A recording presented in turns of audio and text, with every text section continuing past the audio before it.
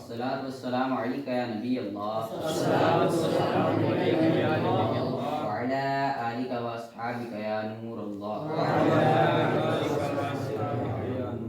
فرمانے آخری نبی مکی مدنی محمد عربی صلی اللہ تعالی علیہ وسلم کہ تم مجھ پر درود پاک پڑھا کرو، بے شک تمہارا درود مجھ تک پہنچتا ہے چاہے تم کہیں بھی ہو.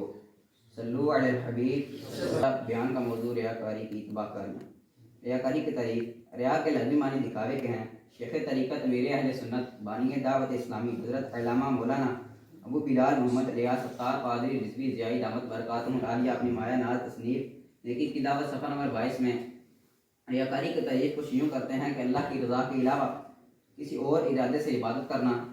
گویا عبادت سے یہ غرض ہو کہ لوگ اس کی عبادت سے آگاہ ہو جائیں اور ان لوگوں سے مال بٹورے اور ان لوگ اس کی تعریف کریں اور نیک آدمی سمجھیں اور عزت دیں وغیرہ. اللہ رب العزت قرآن پاک میں ارشاد فرماتا ہے. ترجمہ: اے ایمان والو، اپنے صدقے باطل نہ کر دو، احسان رکھ کر اور عزا دے کر. اس کی طرح جو اپنے مال لوگوں کے دکھاوے کے لیے خرچ کرے اور اللہ اور قیامت پر ایمان نہ لائے تو اس کی کہاوت ایسی ہے کہ جیسے ایک چٹان اس پر مٹی ہے، اب اس پر زور کا پانی پڑا جس نے اسے نرا پتھر کر چھوڑا. اپنی کمائی سے کچھ چیز پر قابو نہ پائیں گے اور اللہ کافروں کو راہ نہیں دکھاتا. صدر الفاظر حضرت علامہ مولانا سید محمد نعیم الدین مراد آبادی علیہ رحمۃ اللہ الہادی اس آیت مبارکہ کے تحت خزائن العرفان میں فرماتے ہیں، یعنی جس طرح منافق اور رضائے الہی مقصود نہیں ہوتی وہ اپنے مال ریاکاری کے لیے خرچ کر کے ضائع کر دیتا ہے، اسی طرح تم احسان جتا کر اور عزا دے کر اپنے صدقات کا اجر ضائع نہ کر دو.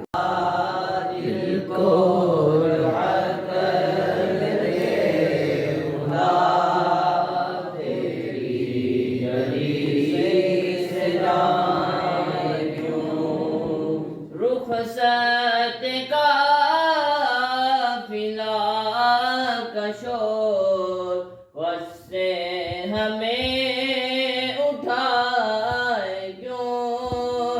رخصت کا فلا کشور وس سے ہمیں اٹھائے کیوں.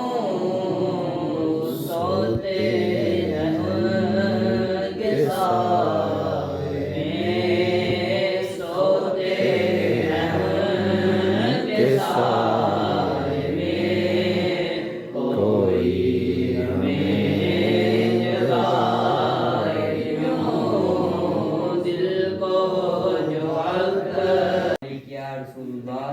موضوع ہے عفو درگزر کی فضیلت.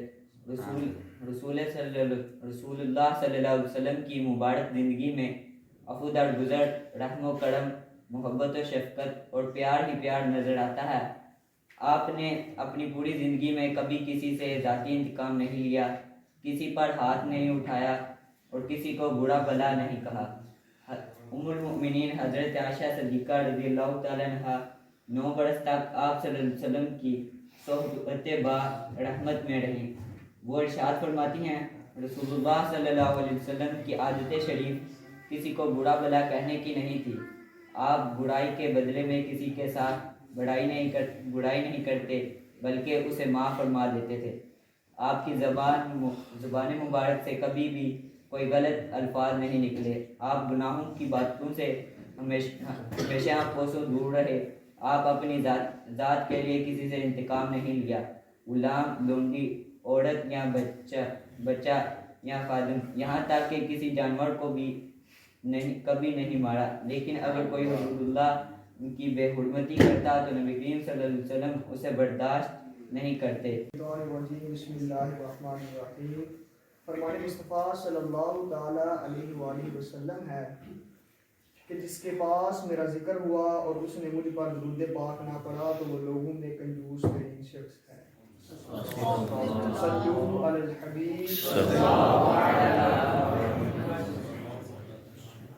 اہل سنت و جماعت کا یہ نظریہ ہے کہ رسول اکرم صلی اللہ علیہ وآلہ وسلم کو بلا قید زمان اور مکان ہر جگہ لفظ یا اور ای یعنی حرف ندا سے پکارنا آپ کی زندگی میں یا آپ کی زندگی کے بعد دور سے ہو چاہے نزدیک سے ہو، یہ جائز اور درست ہے.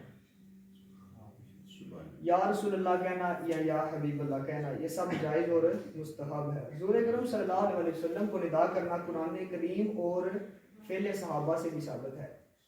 اللہ تعالیٰ اپنے بندوں کو دعا مانگنے کا طریقہ بیان تعلیم کرتے ہوئے قرآن مجید میں ارشاد فرماتا ہے وَإِيَّاكَ نَسْتَعِينُ، یعنی اور ہم تجھ ہی سے مدد مانگتے ہیں۔ یہ آیت مبارکہ کی تفسیر میں امام فخر الدین تفسیر میں شاہ عبد العزیز محدث دہلوی رحمۃ اللہ علیہ فرماتے ہیں کہ ایک امر جاننا یہاں پہ ضروری ہے، اور وہ یہ ہے کہ مطلق استعانت بغیر اللہ یعنی غیر اللہ سے مدد مانگنا حرام نہیں، بلکہ اس طرح حرام ہے کہ استعانت چاہنے والا اس غیر اللہ پر بھروسہ کرے اور یہ نہ سمجھے کہ اصل جو حاجت روا ہے وہ اللہ تعالیٰ ہے۔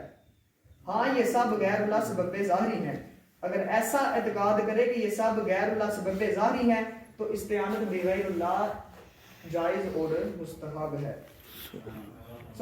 قال الحواریون نحن انصار اللہ، حضرت عیسیٰ علیہ السلام نے فرمایا کہ اللہ کے دین کے لیے میرا کون مددگار ہے، تو حواریوں نے کہا ہم آپ کے مددگار ہیں۔ اس آیت مبارکہ کی تفسیر میں امام فخر الدین رازی رحمۃ اللہ علیہ تحریر فرماتے ہیں نحن انصار اللہ، یعنی حواریوں کا یہ کہنا ہم اللہ تعالیٰ کے مددگار ہیں، اس سے مراد یہ ہے کہ ہم اللہ تعالیٰ کے دین اور اس کے انبیاء کے مددگار ہیں، اس لیے کہ حقیقت میں اللہ تعالیٰ کی مدد کرنا ممکن ہی نہیں ہے۔ اللہ تعالیٰ کا ارشاد گرامی ہے وَتَعَاوَنُوا عَلَى الْبِرِّ وَالتَّقْوَىٰ، اور نیکی اور پرہیزگاری پر ہر ایک دوسرے کی مدد کرو۔ یہ آیت کریمہ بالکل واضح ہے، اس میں بھلائی اور اچھے کاموں کے لیے ایک دوسرے کی مدد کرنے کا حکم دیا جا رہا ہے۔ رب کریم کا ارشاد ہے یا ایھا الذین آمنوا، انہیں کیا برا لگا، یہی نہ کہ اللہ اور رسول نے انہیں اپنے فضل سے غنی کر دیا۔ رب کریم ارشاد فرماتا ہے کہ کیا اچھا ہوتا کہ اگر اس پر راضی ہوتے جو اللہ اور رسول نے انہیں دیا۔ کہتے ہیں کہ ہمیں اللہ کافی ہے، اب دیتا ہے ہمیں اللہ اپنے فضل سے، اور اللہ کا رسول ہمیں اللہ ہی کی طرف رغبت ہے۔ اختیارات مصطفیٰ صلی اللہ تعالی وسلم سے روایت ہے کہ نبی کریم صلی اللہ علیہ وسلم نے ارشاد فرمایا میں سو رہا تھا کہ تمام خزائن دنیا کی کنجیاں میرے پاس لائی گئیں اور وہ میرے ہاتھ میں رکھ دی گئیں۔